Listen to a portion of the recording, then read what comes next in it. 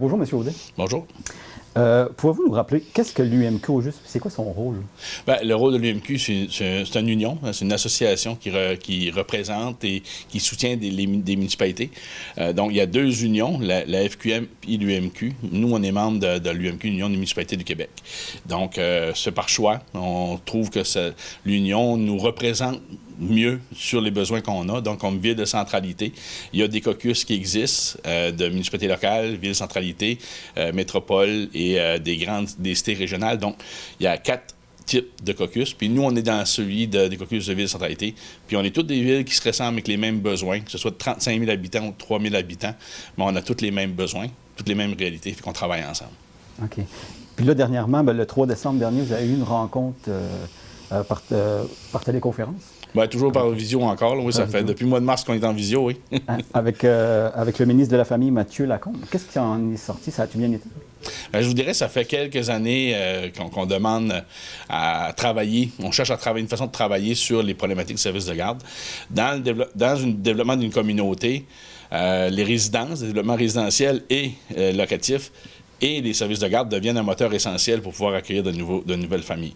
Donc, à ce moment-là, on a travaillé depuis un certain temps à essayer de trouver des alternatives, mais on était rendu là à rencontrer le ministre pour lui faire part de nos différentes réalités régionales et aussi à lui proposer notre aide, donc notre façon de travailler ensemble, trouver des solutions pour contrer la problématique des services de garde parce qu'il manque des places dans les milieux de services de garde. À ce moment-là, il faut qu'on trouve des façons de les combler. OK. C'est quoi les principaux problèmes que ça amène? Bien, ça amène qu'il y a des familles qui partent. Il y a des familles qui sont prises avec des enfants qui ne peuvent pas envoyer en service de garde, donc ils ne peuvent pas retourner sur le marché du travail non plus. Donc, ça amène tout ce niveau de détresse-là, je dirais, en quelque part, parce que pour des communautés qui ne peuvent pas accueillir des gens, c'est problématique. Mais pour les gens qui sont en place, c'est problématique aussi parce qu'ils ne peuvent pas retourner assez rapidement sur le marché du travail. Donc, ils peuvent prendre des congés beaucoup plus prolongés. Puis surtout, quand tu viens d'extérieur, tu as moins de réseau familial en place qui peut te soutenir et t'aider. Donc, à ce moment-là, ça crée d'autres problématiques aussi. Fait que moi, je dirais que c'est une problématique généralisée, générale au niveau de l'organisation du travail, l'organisation familiale, et aussi pour le développement économique, pour les communautés. OK. Puis là, vous avez des solutions. Il y a des solutions possibles. Bien, actuellement, le CPE de la Baie, qui est sur notre territoire, a un projet de 32 places, rénovation, sauf que ça va coûter des sous supplémentaires. C'est ce qu'ils sont en train de travailler comme projet, eux autres, peut-être d'aller vers une construction neuve. Mais, entre-temps, le temps de réaliser tout ça, des parents sont en besoin. Ils ont des parents, des enfants qui cherchent une place. Donc, il y a 32 places de disponibles, mais il n'y a pas de lieu pour les accueillir. Fait que nous, ce qu'on propose, c'est un endroit pour les accueillir.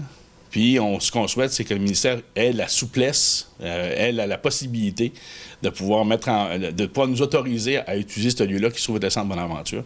On demanderait des adaptations mineures, donc presque pas d'investissement, pour pouvoir alléger la liste d'attente au niveau du CPE de la Baie. Puis, c'est ce qui va être proposé prochainement?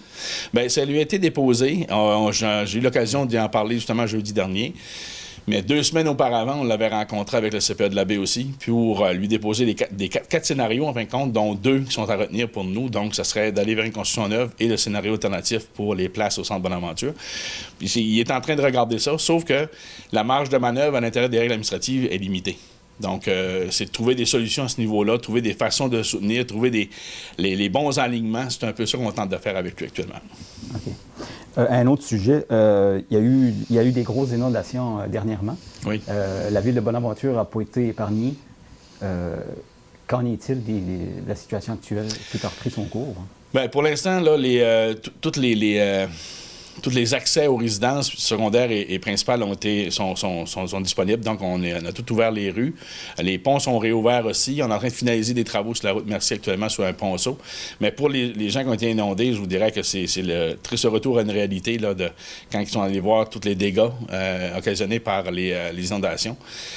Certains vont dire, oui, Bonaventure, ça arrive souvent que les propriétaires riverains sont victimes d'inondations parce que la crue des eaux se fait souvent au printemps, quand il y a de la glace, ou en tout cas, on a eu certains épisodes. Mais là, on voit que c'est de plus en plus fréquent.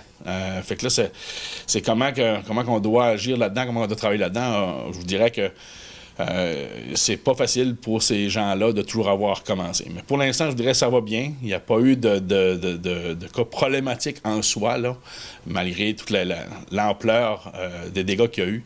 Puis on se rend compte que la ligne qui est tracée au niveau de la plaine inondable est pas mal réelle, là. C'est ce qu'on voit actuellement avec ce qui s'est passé la semaine dernière. OK. Puis en cette situation de COVID, on entend beaucoup parler dans les médias, c'est sûr. Quelle est la situation pour la ville de Bonaventure? Bien, à la ville de Bonaventure, pour ce qui s'en vient, la période des fêtes et la période hivernale, on va faire comme cet été. On va ouvrir notre territoire au maximum au niveau des activités extérieures. Donc, on a le parc Louisbourg, il y a plusieurs infrastructures là. Il y a l'aréna, bien sûr, c'est intérieur, mais il en reste quand même que c'est disponible pour un grand nombre au niveau de la communauté. Il y a le musée acadien, donc on ouvre notre territoire pour que les gens puissent s'amuser. Mais c'est sûr qu'on s'adapte à chaque fois qu'on a des nouvelles mesures qui s'appliquent, à chaque fois qu'il y a des nouvelles contraintes qui vont être émises par le gouvernement, on va avoir à s'adapter. Ça fait partie de notre réalité depuis le mois de mars. Mais je vous dirais, là, ce qu'on cherche à faire, c'est de trouver des façons de pouvoir dynamiser notre communauté le plus possible dans le temps des fêtes, puis après ça, pour les activités hivernales. OK. Puis pour la période de 2021, quelles sont les priorités? Priorité, on est une année de nouveau rôle, on est dans une année d'élection, donc, puis on est dans une année de finir des projets, donc on a entamé beaucoup de projets depuis 7 ans.